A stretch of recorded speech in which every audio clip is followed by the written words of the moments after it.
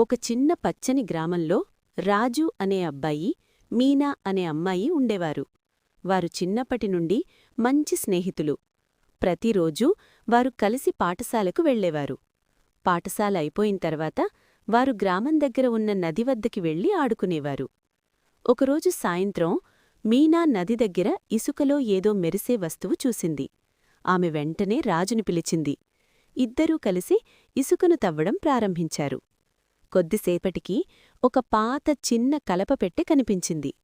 రాజు ఆ పెట్టెను జాగ్రత్తగా తెరిచాడు. అందులో కొన్ని పాత నాణేలు మరియు ఒక చిన్న కాగితం ఉంది.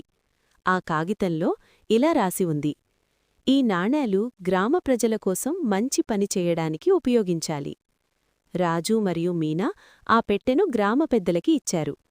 వారి నిజాయితీ చూసి గ్రామ పెద్దలు చాలా సంతోషించారు. ఆ నాణేలతో మరియు గ్రామ ప్రజల సహాయంతో పిల్లల కోసం ఒక చిన్న గ్రంథాలయం నిర్మించారు. ఆ రోజు నుండి రాజు మరియు మీనా గ్రామంలో అందరికీ ఆదర్శంగా మారారు. నీతి, నిజాయితీ మరియు మంచి స్నేహం అందరికీ ఆనందాన్నిస్తాయి.